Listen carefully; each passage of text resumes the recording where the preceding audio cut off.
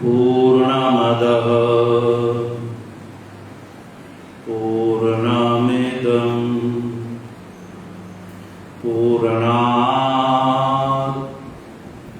पूर्णमुदच्यते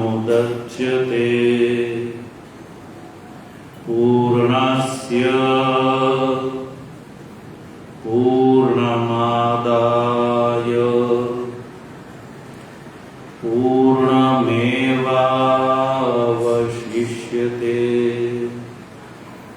ॐ शान्तिः शान्तिः शान्तिः। शङ्करं शङ्कराचार्यं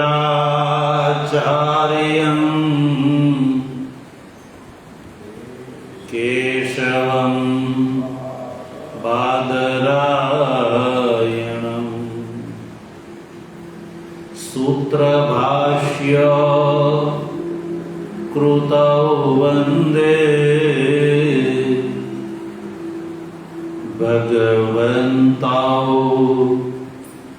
पुनः पुनः। ईश्वरो गुरुरात्मेति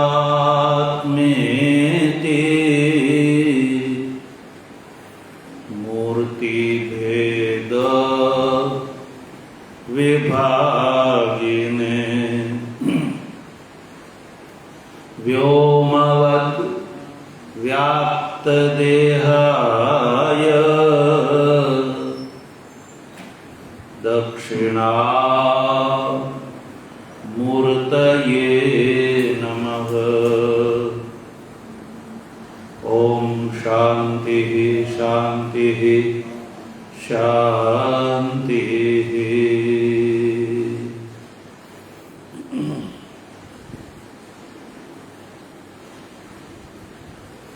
तत्र जिज्ञासु सज्जनों, भगवत प्रेरणा थी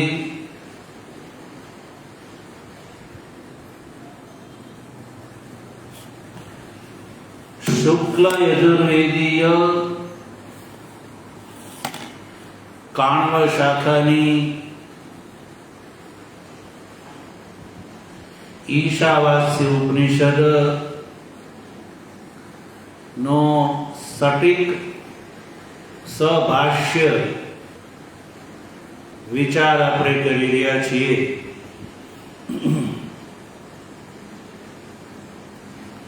તો સૌ પ્રથમ આપણે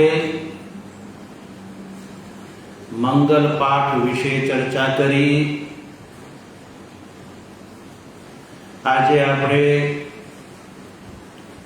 આ ઉપનિષદના પાઠના પ્રારંભમાં જે શાંતિ મંત્ર બોલવાની પરંપરા છે એ આ પૂર્ણમદઃ એ મંત્ર યા શાંતિ મંત્ર કહો એનો આજે આપણે વિચાર કરીશું સજ્જનો। તો શાંતિ મંત્રનો પાઠ શા માટે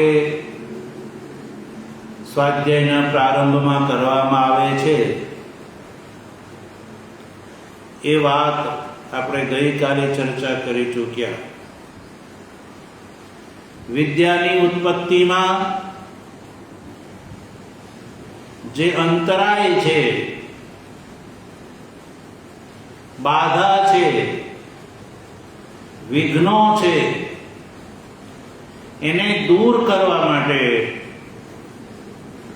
સર્વપ્રથમ શાંતિ મંત્રનો પાઠ કરવામાં આવે છે। તો શાંતિ મંત્રનું સ્વરૂપ શું છે જો આપણે આજે ફરીને એનું ઉચ્ચારણ કરીશું, પછી એના અર્થને સમજીએ। ઓમ પૂર્ણમદઃ બોલો પૂર્ણમિદં પૂર્ણાत् પૂર્ણમુદચ્યતે પૂર્ણસ્ય પૂર્ણમાદાય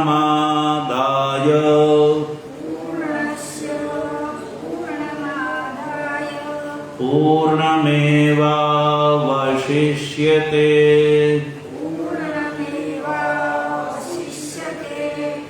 ઓમ શાંતિ શાંતિ શાંતિ.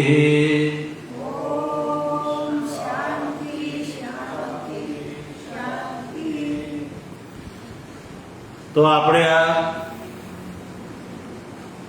ઈશાવાસ્ય ઉપનિષદના પાઠના પ્રારંભમાં આ જે શાંતિ મંત્ર જે છે એનું પઠન કરવામાં આવે છે. તો સર્વપ્રથમ આપણે એના અર્થનો વિચાર કરીએ.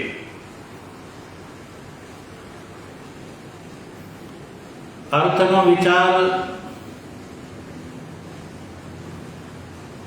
કરવા માટે સૌપ્રથમ આપણે આ જે શાંતિ મંત્ર છે એના સંધિ વિગ્રહને કરીએ. પહેલા સંધિ વિગ્રહ. તો સૌપ્રથમ આપણે જોઈએ પહેલું પદ છે પૂર્ણમદઃ. એવું પહેલું પદ છે. એની સંધિને છૂટી પાડો તો એમાં બે શબ્દ છૂટા પડશે. પૂર્ણમ બોલો, અદહ. આ બે શબ્દ છૂટા પડ્યા, પૂર્ણમ અને અદહ. પછી બીજું પદ છે પૂર્ણમિદમ. એને પણ છૂટો પાડો, સંધિ છૂટી પાડો તો બે પદ છૂટા પડશે. પૂર્ણમ બોલો, ઇદમ. આ બે શબ્દ પૂર્ણમ અને ઇદમ, આ બે શબ્દ એમાં છૂટા પડ્યા. પછી શ્લોકના પૂર્વાર્ધનું બીજું ચરણ જો, પૂર્ણાત પૂર્ણમુદચ્યતે.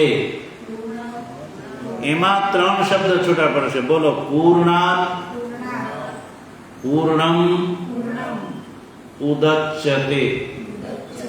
તો ત્રણ પદ છૂટા પડ્યા, પૂર્ણાત પૂર્ણમ અને ઉદચ્યતે. પછી ઉત્તરાર્ધ જુઓ, પૂર્ણસ્ય એ સ્વતંત્ર પદ છે, ષષ્ઠી વિભક્તિનો એક વચન છે, પૂર્ણસ્ય. પછી બીજું પૂર્ણમાદાય એ જે પદ છે એમાં બે પદ છૂટા પડશે. બોલો, પૂર્ણમ આદાય. આમ બે પદ થયા, પૂર્ણમ અને આદાય. પછી ચોથું ચરણ જો, પૂર્ણમેવાવશિષ્યતે. એવું આ પદ છે તો એમાં પૂર્ણમ એવ અવશિષ્યતે ત્રણ પદ છૂટા પડશે. બોલો, પૂર્ણમ એવ અવશિષ્યતે. આ રીતે ત્રણ પદ છૂટા પડ્યા. તો સંપૂર્ણ શ્લોકના આપણે સંધિ વિગ્રહ કરી ચૂક્યા. તો જે ક્રમ છે એ જ ક્રમથી આપણે સમજીશું. શ્લોકમાં શું કહે છે? પહેલું પદ જો, પૂર્ણમ અદહ છે. હવે એને વાક્ય ક્રમમાં પહેલા ગોઠવતી વખતે અદમ શબ્દને પહેલા બોલીશું આપણે. અદહ પૂર્ણમ. શ્રુતિ એવું કહે છે. શ્રુતિ શું કહે છે? અદહ પૂર્ણમ એવું કહે છે. પછી ઇદમ પૂર્ણમ. આ પહેલા ચરણનો આપણે વિચાર કરીએ. પહેલા સૌ પ્રથમ આપણે પહેલા ચરણનો વિચાર કરીશું. અદહ પૂર્ણમ અને ઇદહ પૂર્ણમ. શ્રુતિ એવું કહે છે. અદહ પૂર્ણમ બોલો, અદહ પૂર્ણમ, ઇદમ પૂર્ણમ. તો શ્રુતિઓ કહે છે કે અદહ જે છે એ પૂર્ણમ છે અદહ જે છે એ પૂર્ણમ છે. તો તમે કહેશો કે અદહ એટલે શું? કે જેને પૂર્ણ કીધું. અદહ જે છે એ પૂર્ણ છે. શ્રુતિએ એવું કહ્યું અદહ છે એ પૂર્ણ છે. પછી ઇદમ જે છે એ પણ પૂર્ણ છે. તો આ અદહ શું હશે અને ઇદમ શું હશે એને આપણે જોઈ લઈએ. તો સજ્જનો આપણે ત્યાં આપણે જોઈએ છીએ કે બે ચેતન જોવા મળે છે. એક જીવ ચૈતન્ય અને એક ઈશ્વર ચૈતન્ય. બે ચૈતન્ય છે, જીવ ચૈતન્ય અને ઈશ્વર ચૈતન્ય. સજ્જનો ધ્યાન આપો.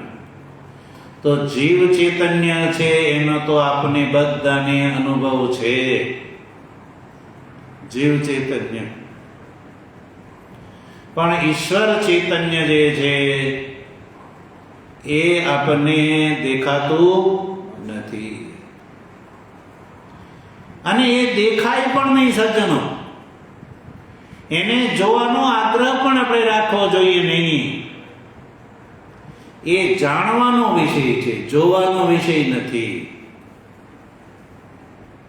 એ જાણવાનો વિષય છે. ઈશ્વર ચૈતન્ય એ જાણવાનો વિષય છે. અને જીવ ચૈતન્ય જે છે એને પણ આપણે જાણીએ છીએ. હું કરીને જે બોલીએ છીએ એ કોણ છે? જીવ ચૈતન્ય છે. તો જીવ ચૈતન્ય અને ઈશ્વર ચૈતન્ય આ બે ચૈતન્ય જે છે એ સુપ્રસિદ્ધ છે. તો આપણા મનમાં એ શંકા થાય કે આ જીવ ચૈતન્ય અને ઈશ્વર ચૈતન્ય વસ્તુ સત શું જુદા હશે કે એક હશે? એ વિચારનીય વિષય છે. જીવ ચૈતન્ય અને ઈશ્વર ચૈતન્ય આ બેઉ શું વાસ્તવિક રૂપથી જુદા હશે કે એક હશે? તો શ્રુતિ એ જ વાત અહીંયા કરી રહી છે. સૌ પ્રથમ કહ્યું અદહ પૂર્ણમ. એ જે કહ્યું ને, તો અદહ શબ્દનો અર્થ છે કે જે આપણી સામે ન હોય એના માટે અદહ શબ્દનો પ્રયોગ થાય છે. જે આપણી સામે નથી એના માટે અદહ શબ્દનો પ્રયોગ થાય છે. તો અદહ પદનો અર્થ છે તત્. અદહ પદનો અર્થ છે તત્પદ. તત્પદનું લક્ષ્ય. અદહથી ગ્રહણ કરવાનું છે તત્પદનું લક્ષ્ય.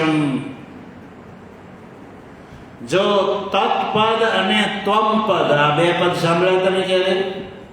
તત્પદ અને ત્વમપદ. તત્પદ એટલે ઈશ્વર ચૈતન્ય અને ત્વમપદ એટલે જીવ ચૈતન્ય. તત્પદ એટલે ઈશ્વર ચૈતન્ય અને ત્વમપદ એટલે જીવ ચૈતન્ય. તો તત્પદના પણ બે અર્થ હોય છે, એક વાચ્ય અને એક લક્ષ્ય. તત્પદના પણ બે અર્થ, એક વાચ્ય અને એક લક્ષ્ય. તો વાચ્ય તો થાય ઈશ્વર ચૈતન્ય. જે માયાથી અવચ્છિન્ન જે ચૈતન્ય હોય એને ઈશ્વર ચૈતન્ય કહેવામાં આવે. ધ્યાન આપો. માયાથી જે ચૈતન્ય ઘેરાયેલું હોય સજ્જનો એ ચૈતન્યને ઈશ્વર ચૈતન્ય કહેવામાં આવે છે. અને અવિદ્યાથી જે ઘેરાયેલું ચૈતન્ય હોય એને જીવ ચૈતન્ય કહેવામાં આવે છે. યાદ રાખજો, અવિદ્યાથી જે ઘેરાયેલા ચૈતન્યને જીવ ચૈતન્ય કહેવામાં આવે.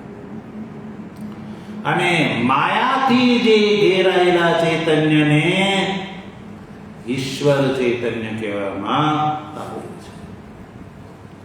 જેમ સમજો કે આ આપણા મઠ છે. શું છે આને? શું કહેવાય? મઠ કહેવામાં આવે. આપણે આ જે આ જગ્યામાં બેઠા છીએ એને મઠ કહેવામાં આવે. તો આ મઠની અંદર રહેલું જે આકાશ છે એ આ મઠની 4 દીવારથી ઘેરાયેલું છે. આ મઠની અંદર રહેલું જે આકાશ છે એ આ મઠની 4 દીવારથી ઘેરાયેલું છે. એટલે 4 દીવારથી ઘેરાયેલો ચૈતન્ય એને મઠાવછિન્ન આકાશ કહેવામાં આવે. એટલે મઠથી ઘેરાયેલા આકાશને મઠાવછિન્ન આકાશ, મઠથી ઘેરાયેલું આકાશ. પછી આ મઠની અંદર આ ટેબલ ઉપર એક ઘડો મૂકવામાં આવે. શું? ઘડો મૂકવામાં આવે. તો ઘડાથી જે ઘેરાયેલો જે આકાશ છે એને ઘટાવછિન્ન આકાશ કહેવામાં આવે છે. ઘટથી ઘેરાયેલા આકાશને ઘટાવછિન્ન આકાશ કહેવામાં આવે છે. તો સજ્જનો 3 આકાશ થયા. કેટલા? એક તો મહાઆકાશ, એને નિરવચ્છિન્ન આકાશ કહીશું આપણે. શું કહીશું? નિરવચ્છિન્ન આકાશ, કે જે કોઈથી ઘેરાયેલું નથી, જેને મહાકાશ કહેવામાં આવે, યા નિરવચ્છિન્ન આકાશ, કોઈથી ઘેરાયેલું ન હોય એવું મહાઆકાશ કહીશું આપણે. પછી એક આ મઠથી ઘેરાયેલું આકાશ અને મઠની અંદર રહેલા ઘડાથી ઘેરાયેલું આકાશ. તો 3 આકાશ થયા. કેટલા? 3 આકાશ થયા.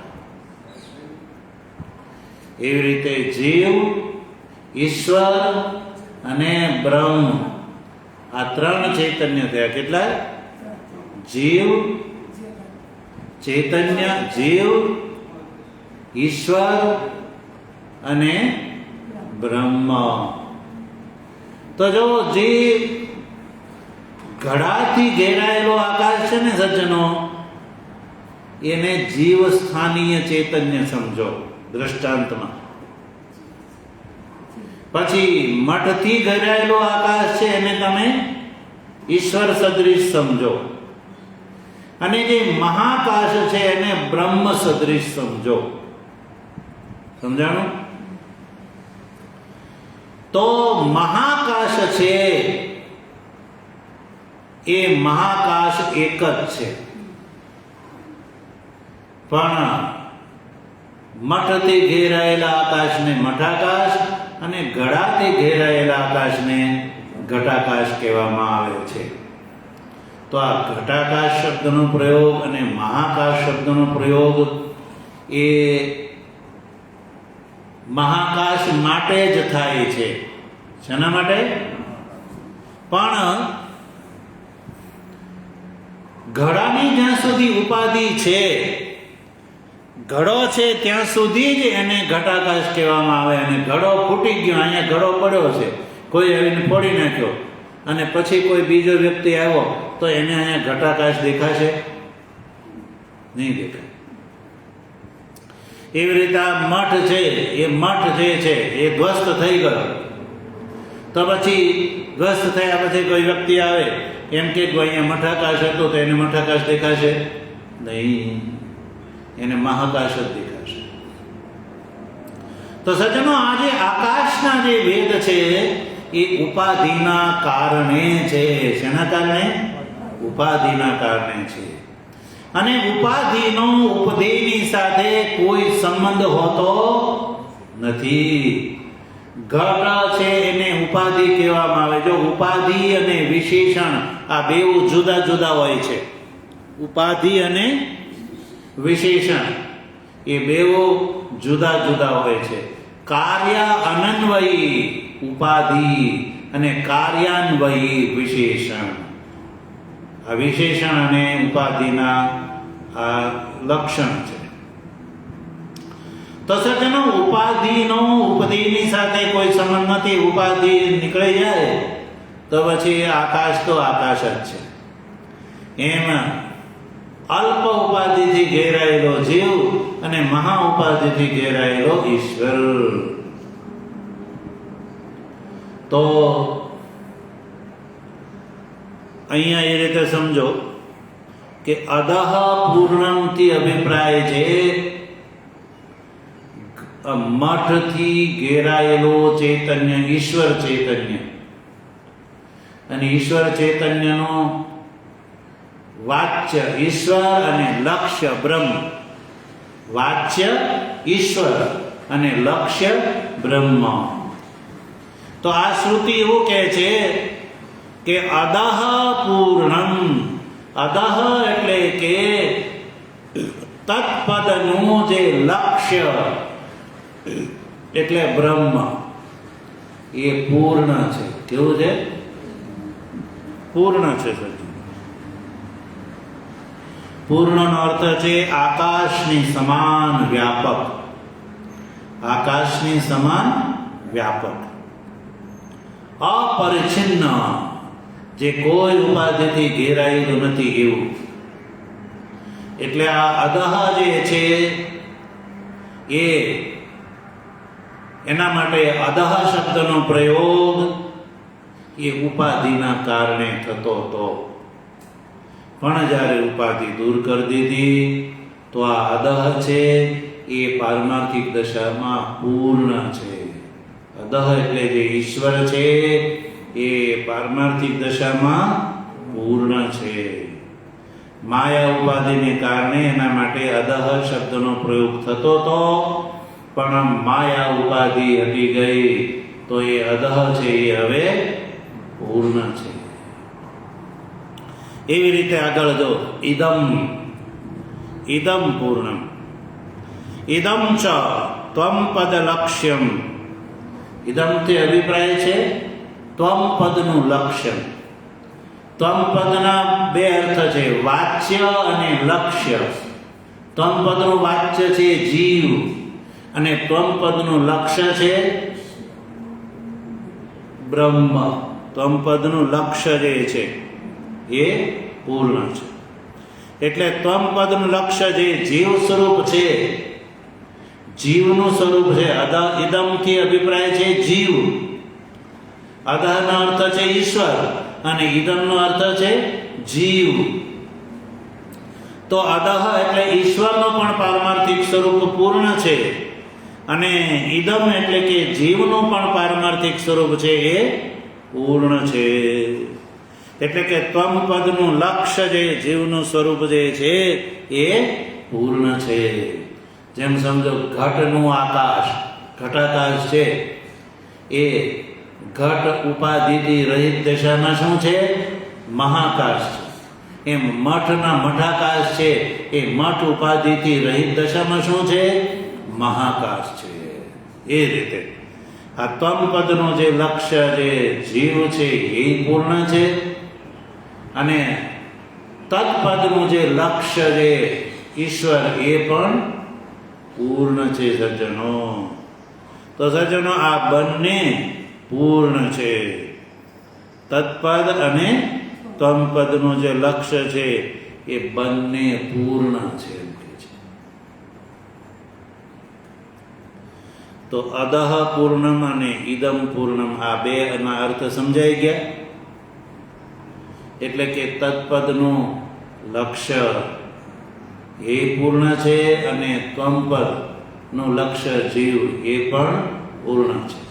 તત્પદનું લક્ષ્ય ઈશ્વર એ પૂર્ણ છે અને ત્વમપદનું લક્ષ્ય જીવ એ પણ પૂર્ણ છે. ઉપાધિના કારણે જુદા જુદા લાગે છે, પણ ઉપાધિથી રહિત દશામાં એ બંને પૂર્ણ છે. સજ્જન, અને પૂર્ણનો અર્થ છે આકાશની સમાન વ્યાપક. આકાશની સમાન વ્યાપક. સજ્જન, આપણે આપણું જે જીવ સ્વરૂપ છે એ ઉપાધિના કારણે આપણે જીવપણાનો અનુભવ થાય છે, પણ જો ઉપાધિ દૂર થઈ જાય તો આપણું પારમાર્થિક જે સ્વરૂપ છે, આત્મ સ્વરૂપ, એ સર્વત્ર વ્યાપક છે. પણ અત્યારે તમને કહેવામાં આવે કે તમે પૂર્ણ છો, તો તમે એ બોધ થશે નહીં. કેમ? કારણ કે ઉપાધિથી ઘેરાયેલો હોવાના કારણે. એટલે તમે પોતાને હુંપણાથી અનુભવ તો કરો છો, પણ આ શરીર પૂરતો જ તમને અનુભવ થાય છે. તમને સજ્જનો પૂછવામાં આવે કે તમે આ શરીરમાં ક્યાં રહો છો, તો શું કહેશો? હાથમાં, પગમાં, માથામાં, પેટમાં, છાતીમાં, ક્યાં? આ શરીરની અંદર તમને પોતાનો અનુભવ કઈ જગ્યાએ છે એમ થાય છે? જેમાં આ મઠ છે, તો એમાં આપણે આ હોલમાં બેઠા છીએ, તો જુદા જુદા જગ્યાએ બેઠેલા છીએ, તો આપને ખબર પડે કે ભાઈ આ હોલ છે, આ બાજુ દરવાજા છે, હું આજે આ ખૂણામાં બેઠો છું, ઉત્તર ખૂણામાં, દક્ષિણીય, પૂર્વ, પશ્ચિમ ખૂણામાં હું બેઠેલો છું. તો આ રીતે જે સમજાઈ જાય છે, એમ તમને પૂછવામાં આવે કે આ શરીરની અંદર જે તમે આખો દિવસ હું કર્યા કરો, તો આ દેહની અંદર તમને પોતાનો અનુભવ ક્યાં થાય છે? કઈ જગ્યાએ બેઠો? જેમ 3 માળનો બંગલો હોય તો તમે ખબર છે કે હું અત્યારે પહેલા માળે છું, પછી બીજા માળે ગયો, પછી ત્રીજા માળે ગયો. એમ સજ્જનો, આ જે બંગલો છે, શરીરરૂપી બંગલો, એમાં તમે જીવરૂપથી ક્યાં બેઠેલા છો? પૂછો તો શું કહેશો? એવું તો કઈ ખબર નથી.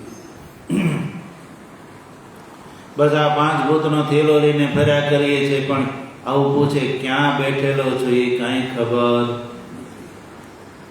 તો જેને હું ક્યાં છું, કોણ છું એ ન ખબર હોય, એને શું કહેવાય? અજ્ઞાની કહેવાય. શું કહેવાય? અજ્ઞાની.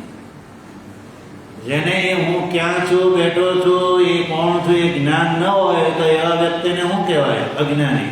સાબિત થઈ ગયું.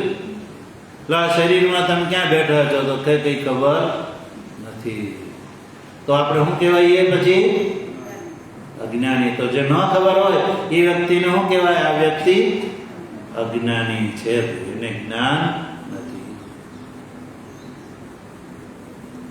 તો શરીરમાં તમને પોતાના નખથી લઈને શિખા પર્યંત આખા શરીરની અંદર આ જીવને પોતાનો અનુભવ થાય છે. નખથી લઈને શિખા પર્યંત સંપૂર્ણ શરીરની અંદર. પણ બીજાના શરીરમાં અનુભવ થાય છે પોતાનો? નથી થતો. કેમ? કારણ કે આ શરીરથી એ ચૈતન્ય ઘેરાઈ ગયું છે. 3 શરીરથી ઘેરાઈ ગયેલું. કેટલા? સ્થૂળ શરીર, સૂક્ષ્મ શરીર અને કારણ શરીર. સજ્જના 3 શરીરથી ચૈતન્ય ઘેરાઈ ગયેલું છે. એટલે તમને જેમ કોઈ રૂમમાં પૂરી દે તો પછી તમને રૂમનો જ બોધ થાય, બહારના પદાર્થનો બોધ થાય. એમ તમે આ 3 શરીરના પિંજરાની અંદર પૂરાઈ ગયા છો, એટલે શરીર પૂરતા હું છું એટલો અનુભવ થાય છે. પણ શરીરથી બહાર બીજાના શરીરમાં, એટલે કે પત્નીના શરીરમાં અથવા પતિના શરીરમાં અથવા પુત્રના શરીરમાં પોતાનો અનુભવ હું છું એવો થાય છે? નથી થતો. કારણ કે ઉપાધિ બદલાઈ ગઈ. શું થયું? ઉપાધિ બદલાઈ ગઈ. એટલે ઉપાધિના કારણે એ ભેદ આવી ગયો છે. ઉપાધિના કારણે ભેદ આવી ગયો, એટલે બીજાના શરીરની અંદર અનુભવ થતો નથી. એ અવિદ્યાના કારણે, ઉપાધિના કારણે નથી થતો. સમજાણું? શરીરરૂપી ઉપાધિ જો છૂટી જાય તો બધી જગ્યાએ છું એવો અનુભવ થાય. એને પૂર્ણ કહેવામાં આવે છે. એટલે પૂર્ણનો અર્થ છે આકાશની સમાન સર્વત્ર વ્યાપક. તો હવે શ્રુતિ એમ કહે છે કે ઇદમ એટલે ત્વમ પદનો લક્ષ્ય જીવ છે એ આકાશની સમાન પૂર્ણ છે. અને અદહ જે છે એટલે તત્પદનો લક્ષ્ય જે ઈશ્વર છે એ પણ આકાશની સમાન સર્વત્ર વ્યાપક પૂર્ણ છે. તો સજ્જનો, હું તમને પ્રશ્ન કરું કે આ શ્રુતિ જે કહે છે એ વાત સાચી કે તમને જે અનુભવમાં આવે છે એ વાત સાચી? બોલો. શ્રુતિ એવું કહે છે કે ત્વમ પદનો લક્ષ્ય, તત્પદની વાત જવા દે તો ઈશ્વરના સંબંધમાં છે. ત્વમ પદનો જે લક્ષ્ય છે એ પૂર્ણ છે. ત્વમ પદનું લક્ષ્ય, ત્વમ પદ એટલે જીવ, જીવ જે છે એના લક્ષ્ય રૂપથી જે પૂર્ણ છે. તો અત્યારે તમને જીવનો જીવ રૂપથી અનુભવ થાય છે, પૂર્ણ રૂપથી અનુભવ થાય છે, અને તમને શરીર પૂરતો ઊંચો એવો અનુભવ થાય છે. એટલે કે પ્રાદેશિક અનુભવ થાય છે. અને શ્રુતિ કહે છે કે જીવનું જે લક્ષ્ય જે છે, એટલે કે ત્વમ પદનું લક્ષ્ય છે એ પૂર્ણ છે, આકાશની સમાન વ્યાપક છે. તો વાત કોની સાચી? બોલો. શ્રુતિ કહે એ વાત સાચી કે તમને અનુભવમાં આવે એ વાત સાચી? તો જો તમને અત્યારે જે અનુભવ થાય છે ને સજ્જનો, એ અનુભવ આવિદ્યક છે. કેવો છે? આવિદ્યક. એટલે અવિદ્યાના કારણે પ્રાદેશિક અનુભવ થાય છે. પ્રાદેશિક જે ભાવ છે એ વાસ્તવિક નથી. અને અનુભવ તમને જે થઈ રહ્યો છે ને એ પૂર્ણ પ્રામાણિક નથી. જેનો બાદ થઈ જાય ને એને એ જ્ઞાનને પ્રામાણિક ન કહેવામાં આવે. યાદ રાખો, જે જ્ઞાનનો બાદ થઈ જાય એ અપ્રમાણભૂત જ્ઞાન કહેવામાં આવે. અને જેનો બાદ બીજા કોઈ જ્ઞાનથી જેનો બાદ ન થાય એવા જ્ઞાનને પ્રામાણિક જ્ઞાન કહેવામાં આવે છે. તો તમને જે અત્યારે તમારો આ પ્રાદેશિક જે રૂપમાં અનુભવ થાય છે, તો એવું ખરું કે તમારું નિર્બાધ જ્ઞાન છે, પ્રમાણભૂત જ્ઞાન છે? નહીં. જેમ સજ્જનો સમુદ્ર કિનારે તમે જાઓ અને ત્યાં તમને દૂરથી છીપલી પડી હોય અને એની અંદર જાય ને એવું સૂર્યનું કિરણ અને તમારી નજર 90 અંશના ખૂણે ભેગી થાય, તો છીપલીની અંદર તમને ચાંદી દેખાય. શું દેખાય? ચાંદી દેખાય. તો તમે ખુશ થઈ જાઓ, અરે ત્યાં તો ચાંદી પડી છે. શું પડી છે? ચાંદી પડી છે. તો તમે લેવા માટે દોડો કે લાવ હું પહેલા દોડીને લઈ લઉં ને તો બીજો લઈ લે. તો તમે લેવા માટે ગયા, ચાંદી સમજીને લેવા માટે ગયા. તમને એનું જ્ઞાન કેવા રૂપમાં થયું? ચાંદીના રૂપમાં. લેવા માટે ગયા, અનુભવ કેવો થયો? તો ચાંદીનો. અને લેવા ગયા તો હાથમાં છીપલી આવી. એટલે ચાંદીનો જ્ઞાન છે એ છીપલીના જ્ઞાનથી બાધિત થઈ ગયું. ચાંદીનું જ્ઞાન છે એ છીપલીના જ્ઞાનથી બાધિત થઈ ગયું. તો ચાંદીનું જ્ઞાન સાચું કે છીપલીનું જ્ઞાન સાચું? બોલો. છીપલી છે એ સર્વવિદિત વાત છે. ચાંદી તો તમને એકલાને દેખાડી એટલે લેવા માટે ગયા હતા, પણ હાથમાં કઈ આવ્યું તો છીપલી આવી. તો છીપલીનું જ્ઞાન છે ને એ બાધિત ન થયું, ચાંદીનું જ્ઞાન બાધિત થઈ ગયું. તો સજ્જનો, જે જ્ઞાન બાધિત થઈ જાય ને એને અજ્ઞાન કહેવામાં આવે. જેનો બાદ થઈ જાય એ અપ્રમાણ જ્ઞાન કહેવામાં આવે. પ્રમાણભૂત જ્ઞાન કહેવાય નહીં. રજ્જુની અંદર તમને સર્પ દેખાય ને રજ્જુનો બોધ થઈ ગયા પછી તમે કહો નહીં મારે તો પાછો એની અંદર સર્પ જોવો છે, તો પછી સર્પ દેખાશે? તમે કહો નહીં મારે તો હવે છીપલી નથી જોવી, ચાંદી જોવી છે, મારું બહુ મોટું નુકસાન થઈ ગયું, તો 1000 પ્રયત્ન કરો તોય તમને એમાં પછી ચાંદી દેખાશે નહીં. એ બાધિત જ્ઞાન. તો સજ્જનો, જે જ્ઞાન બાધિત ન થાય એને પ્રમા જ્ઞાન કહેવામાં આવે છે. કેવું? પ્રમા જ્ઞાન. શાસ્ત્રકારો, આચાર્યો કહે છે અનધિગત અબાધિત વિષય જ્ઞાનત્વમ પ્રમાત્મ.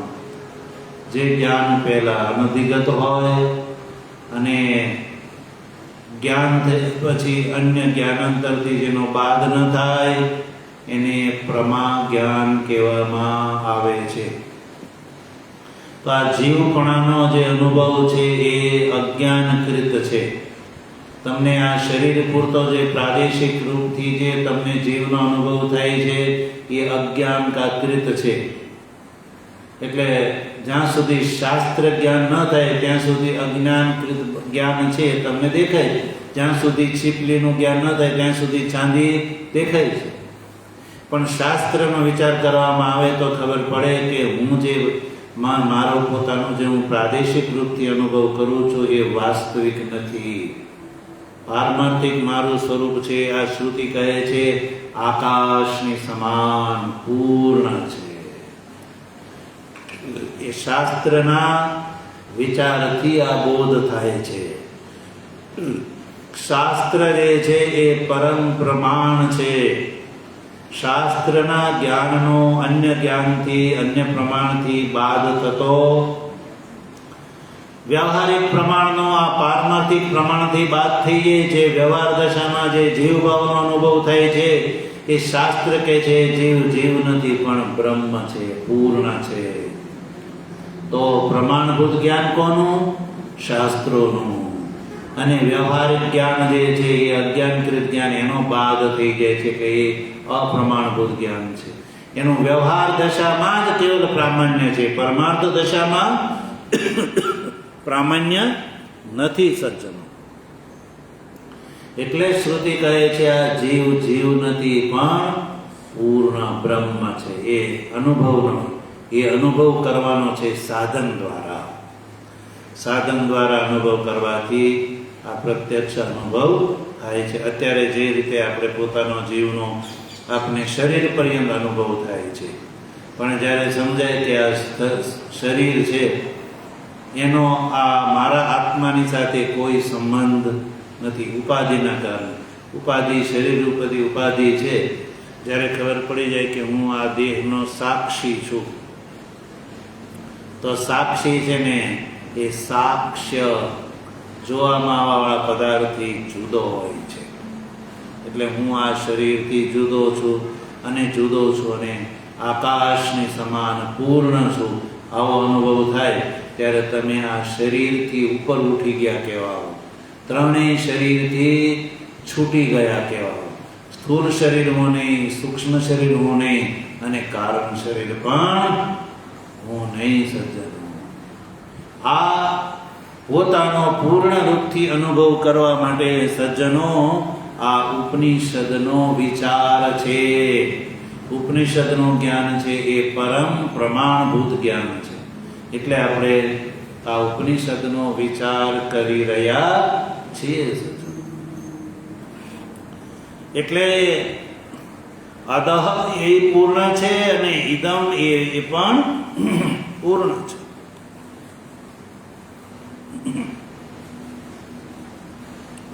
તો હવે આ શ્લોકના પૂર્વાર્ધનો આ અડધા ચરણ પ્રથમ ચરણનો આપણે વિચાર કર્યો, પૂર્ણમદઃ અને પૂર્ણમિદમ.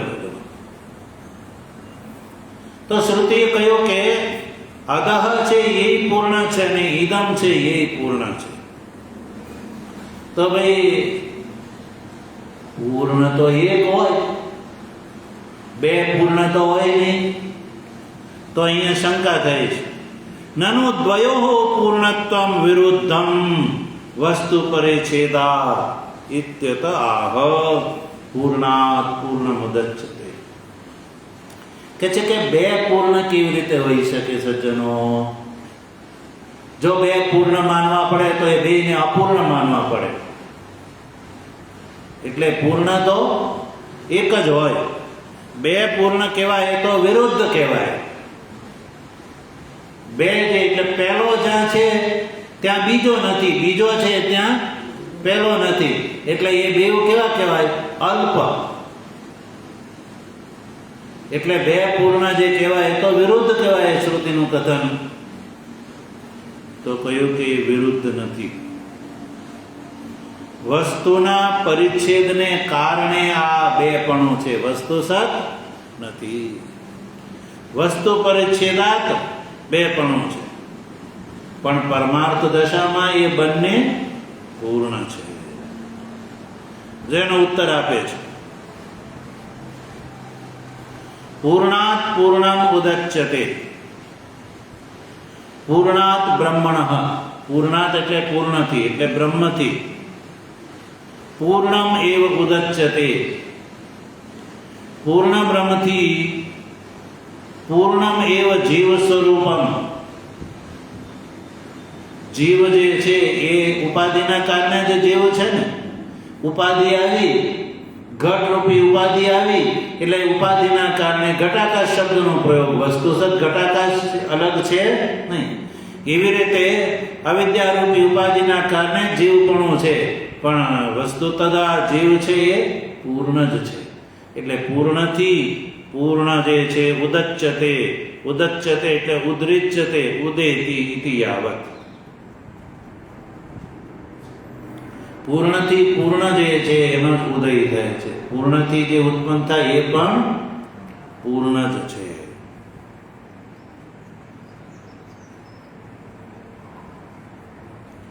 કેમ ભાઈ?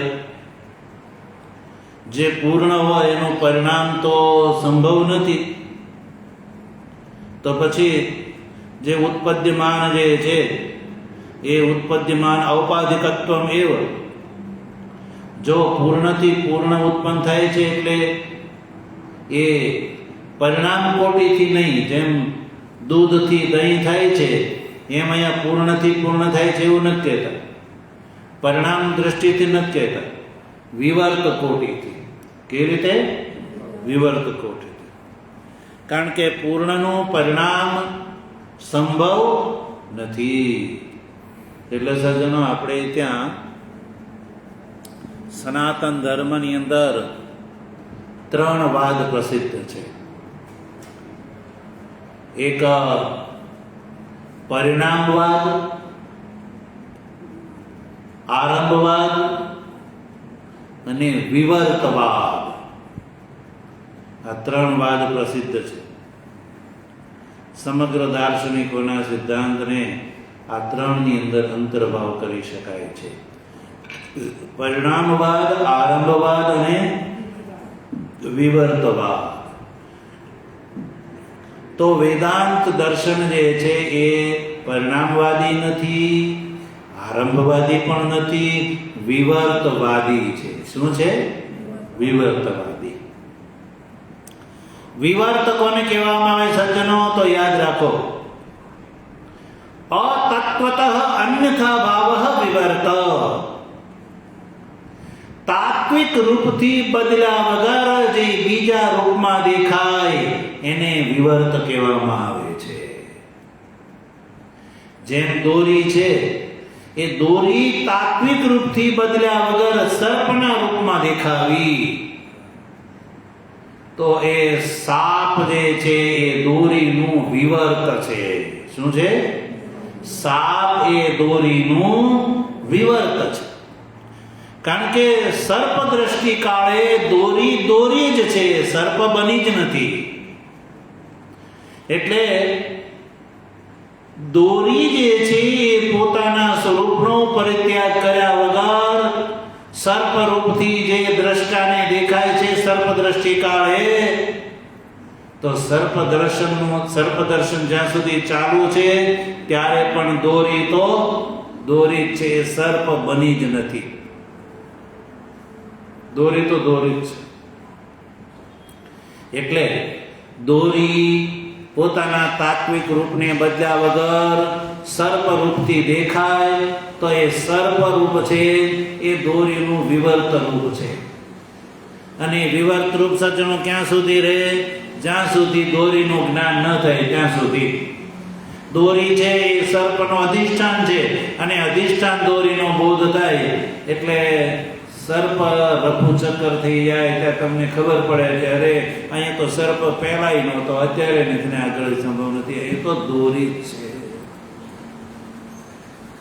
તો વેદાંત દર્શન સજ્જનો એવું કહે છે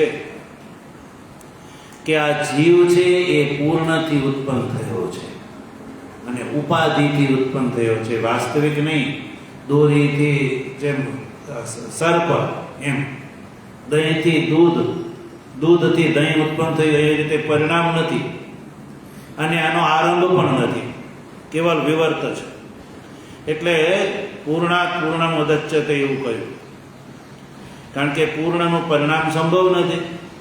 એટલે ઉત્પદ્યમાન જે છે એ ઔપાધિક છે. ઔપાધિક કેવી રીતે? જેવી રીતે મહાકાશથી ઉત્પન્ન થયેલો ઘટાકાશ, મહાકાશથી ઉત્પન્ન થયેલો ઘટાકાશ, તો મહાકાશથી ઉત્પન્ન થયેલો ઘટાકાશ છે એ ઘટનું આકાશ પૂર્ણ કહેવાય કે અપૂર્ણ કહેવાય? શું કહેજો બોલો? પૂર્ણ કહેવાય, પણ મહાકાશ દશામાં. ઘટાકાશ દશામાં તો એ અલ્પ છે, પણ આકાશ એ કપાણું નથી. આકાશ તો આકાશ જ છે. ઉપાધિના કારણે પરિચ્છિન્ન દેખાય છે, પણ વસ્તુ તો એ પરિચ્છિન્ન નથી. એમ જેમ મહાકાશથી ઘટાકાશ ઉત્પન્ન થયો, એમ પૂર્ણથી જીવ ઉત્પન્ન થયો. પૂર્ણ બ્રહ્મથી જીવની ઉત્પત્તિ એ જ રીતે થઈ છે. એટલે જીવ સ્વરૂપ છે એ પારમાર્થિક નથી, વ્યવહારિક છે કહેવાય, અવિદ્યાના કારણે છે. એટલે બંનેને પૂર્ણ કીધા, એમાં ક્યાંય કોઈ વિરોધ નથી. સમજાણું? એટલે પૂર્ણાત પૂર્ણ મુદચ્યતે એટલે ઔપાધિકસ્ય ચ તદેવ તથ્યમ રૂપમ.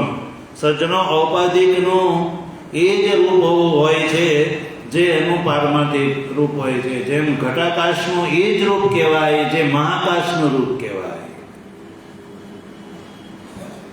કારણ કે ઘટાકાશ એ તો ઔપાધિક છે, તો ઔપાધિકથી જે છે ઔપાધિકનું રૂપ એ વસ્તુ સત રૂપ નથી.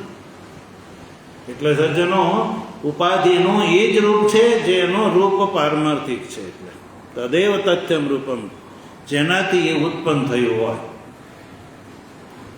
એટલે નિદાનથી અભેદના કારણે પૂર્ણાત ઉદ્રિચ્યમાન પૂર્ણમેવ ઇતિ ભાવ. એટલે પૂર્ણથી ઉત્પન્ન થયું એને પૂર્ણ જ કહેવામાં આવે. એટલે જીવ પરમાર્થ દશામાં પૂર્ણ છે. ઘટાકાશ છે એ નિરવચ્છિન્ન દશામાં પૂર્ણ છે. ઘટ ફૂટી જાય એટલે પૂર્ણ છે.